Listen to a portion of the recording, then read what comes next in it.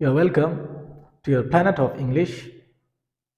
आज मैं आप सबका एक बहुत बड़ा कंफ्यूजन दूर कर रहा हूं। देखिए, बहुत सारे स्टूडेंट्स एज वेल एज के इस्तेमाल में बहुत बड़ी गलती करते हैं। ठीक है, अक्सर स्टूडेंट्स ये समझते हैं कि एज वेल एज और एंड दे आर इक्वल, लेकिन इट्स नॉट लाइक दैट। इस तरह नहीं है। देखिए, as well as it's not equal to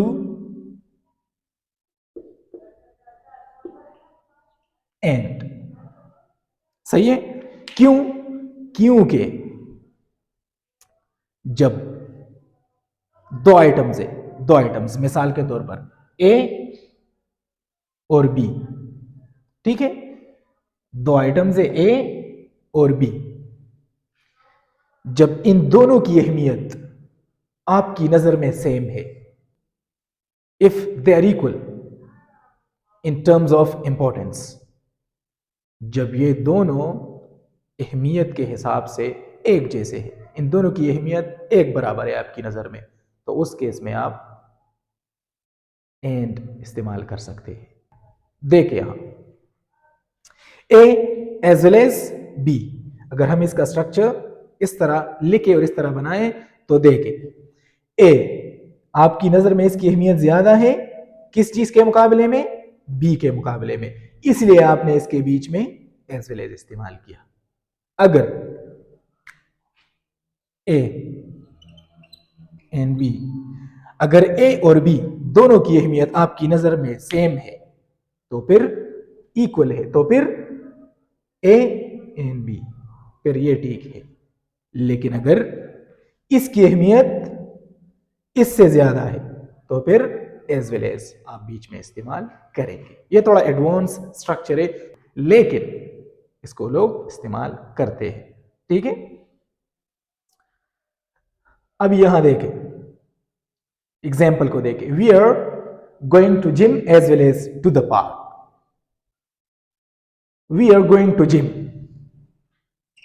as well as to the park, तो एज वेल एज से पहले जिम हमने इस्तेमाल किया।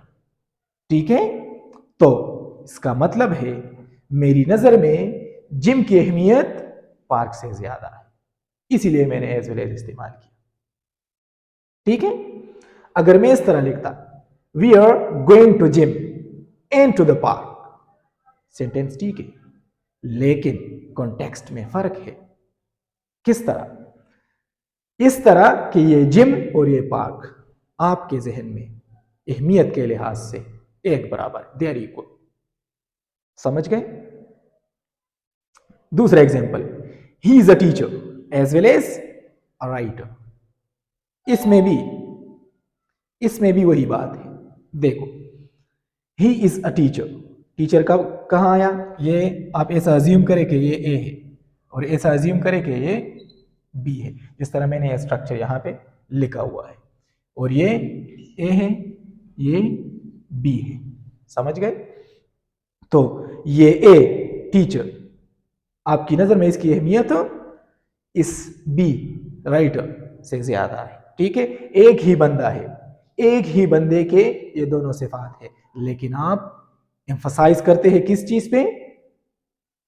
टीचर पे। समझ गए? ए पे, क्योंकि ए एज वेल एज से पहले लगा हुआ है। क्लियर? अच्छा, अभी एक और लॉजिकल पॉइंट पे मैं आ रहा हूं। यहां तक तो आप समझ गए। कभी कभी ये दो आइटम्स या ये दो नाउन्स ये सब्जेक्ट की पोजीशन पे आ जाते हैं। ठीक है, तो उस केस में फिर आप क्या करेंगे? उसके साथ वो कौन सा इस्तेमाल होगा? इसी लॉजिकल पॉइंट को आप देख ले तो आपको पता चल जाएगा कि एज वेल एज से पहले जो लफ्ज इस्तेमाल होता है उसकी अहमियत ज्यादा होती है। क्यों? क्योंकि यहां देखिए, अभी Ahmed as well as I, यहां वो हमने लगाना है, ये स्पेस मैंने छोड़ी है। ठीक है, अब मैं आपसे पूछूंगा कि यहां हम क्या लगाएं। ठीक है, Ahmed as well as I dash walking, तो क्या लगाओ मैं? मैंने बताया कि इस एज वेल एज से पहले जो लफ्ज इस्तेमाल हो गया, जो आइटम इस्तेमाल हो गया, जो नाउन आ गया, इसकी अहमियत इसके बाद वाले से, जो इसके बाद इस्तेमाल हो जाती है, उससे ज्यादा होती है। तो हम क्या करेंगे, इस पहले वाले सब्जेक्ट को देख के हम यहाँ पे वर्ब या हेल्पिंग वर्ब का इस्तेमाल करेंगे इसी के मुताबिक हम। लेकिन अगर आप देखें तो थोड़ा सा अजीब लग रहा है। देखें, Ahmed as well as I, होना तो ये चाहिए कि Ahmed as well as I am, वो ओके, यहां मैं एम लगाऊं, लेकिन इस तरह नहीं है, वो गलत होगा। एज पर द रूल्स में क्या करूंगा, मैं इस एज वेल एज से पहले वाला जो नाउन या जो लफ्ज इस्तेमाल हो गया है, इसी के मुताबिक मैं यहां पे हेल्पिंग वर्ब या मेन वर्ब इस्तेमाल करूंगा। तो मैं क्या करूं, अहमद, अहमद के साथ क्या इस्तेमाल होता है, इज, आई के साथ एम, लेकिन हम आई के साथ जो हेल्पिंग वर्ब होता है वो इस्तेमाल नहीं करेंगे, क्योंकि एज वेल एज से पहले अहमद लगाया गया है, और अहमद के साथ जो हेल्पिंग वर्ब लगाते हैं हम, वो इज है, और इज हमने यहां पे इस्तेमाल किया, क्योंकि रूल्स यही है। क्लियर। दूसरा example, Bilal as well as I dash English. यहां मैं क्या करूं, क्योंकि आई के साथ जो वर्ब हम लगाते हैं तो ओरिजिनल फॉर्म में लगाते हैं, प्रेजेंट सिंपल में, सेंटेंस प्रेजेंट सिंपल की है, ठीक है। तो ओरिजिनल फॉर्म में जो बेस फॉर्म ऑफ वर्ब होता है, फर्स्ट फॉर्म, वो हम पुट कर लेते हैं आई के साथ। लेकिन अगर प्रेजेंट सिंपल में सब्जेक्ट हमारा ही शीट या सिंगुलर नेम हो, तो फिर हम उसमें वर्ब के साथ जो फर्स्ट फॉर्म ऑफ वर्ब होता है उसके साथ हम एस का इजाफा करते हैं, ठीक है।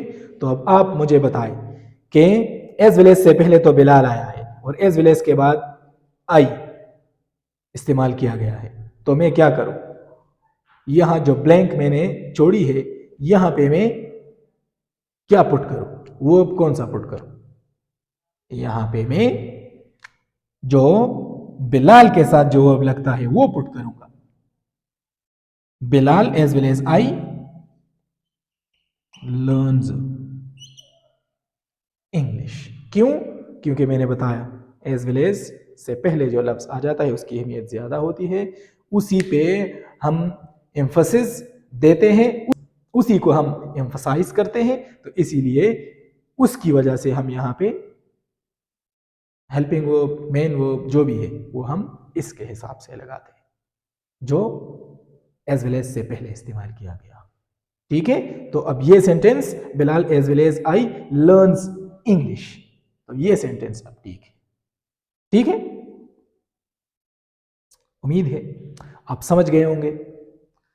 कोई कंफ्यूजन हो तो आप पूछ सकते हैं, अभी मैं आपका इंतजार करूंगा। अगर आप समझ गए हैं तो सेंटेंसेस प्रैक्टिस करें, एग्जांपल्स बनाएं and put them in the comments box. Thanks for watching.